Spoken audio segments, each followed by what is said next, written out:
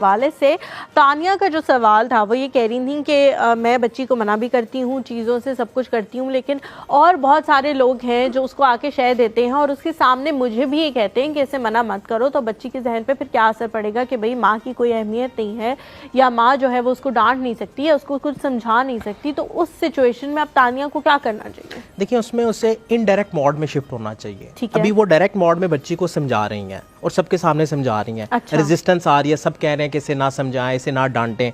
डांटने का वर्ड जो है इसको रिप्लेस कर दें। अच्छा। ठीक है, इनडायरेक्ट कन्वर्सेशन करें, बच्चे से सवाल पूछें, आस्किंग मोड में जाएं कि बेटा ये जो काम है ये ठीक है या नहीं।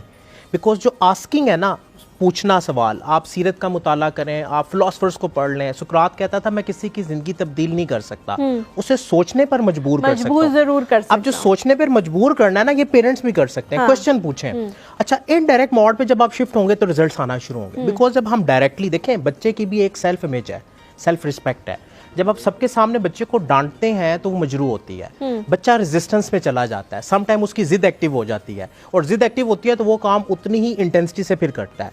अब आपको पता है कि आपके घर में जब आप बच्चे को डांटते हैं तो बाकी सब आपको रेजिस्ट करते हैं, तो आपको सबके सामने डांटना नहीं है, आपने इनडायरेक्ट वे में उसको बाद में समझाना है।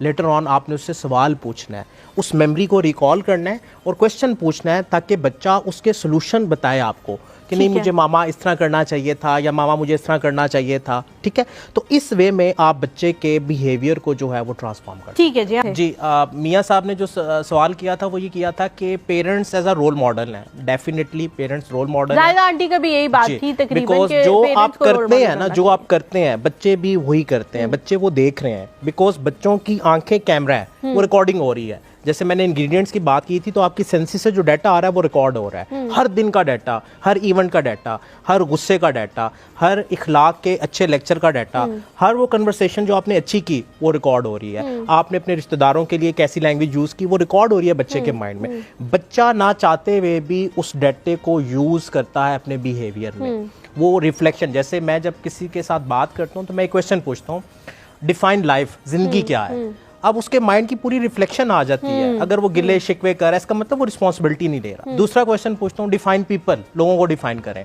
अब लोगों के बारे में उसकी क्या परसेप्शन है, उसके माइंड की पूरी रिफ्लेक्शन मेरे सामने आ जाती है। सो लैंग्वेज हमें बताती है कि इस पर्सन के माइंड पैटर्न कैसे हैं।